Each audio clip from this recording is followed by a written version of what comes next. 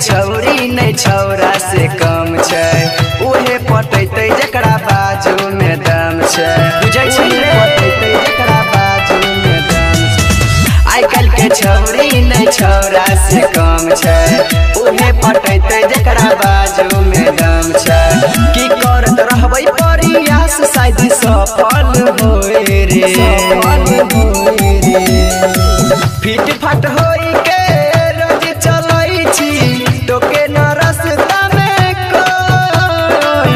Feet फाट होई के रोज चलै छी, तोके न रास्ता में कोई। सब छवि भैया कहे सैया कहे न कोर मीता, सैया कहे न कोर।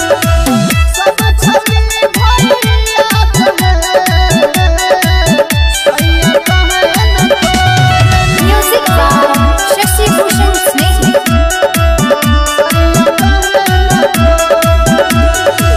गौवा में खोजलौं बजरिया में खोजलौं, चार बेरी बर तुहारी बाबू के भेजलौं।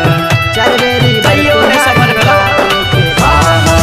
गौवा में खोजलौं बजरिया में खोजलौं, चार बेरी बर तुहारी बाबू के भेजलौं। ओही सोची सोची रतिया में हम रोए रे,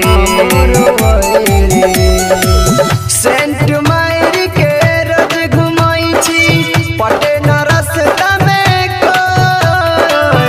सेंट मारी के रोज घुमाई छी, पटे न रास्ता में कोई। सब छवि भैया कहे सैया कहे न कोर मीता, सैया कहे न कोर। सब छवि भैया कहे सैया कहे न म्यूजिक बाय शशि भूषण स्नेही।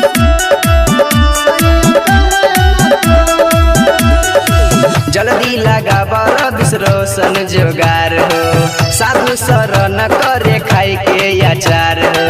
साधु शरण करे खाई के अचार हो। जल्दी लगा बड़ा विश्राजा जोगार हो, साधु शरण करे खाई के अचार हो। और दिल खुश दिल बर रोजे रतिया में रोके सोए रे।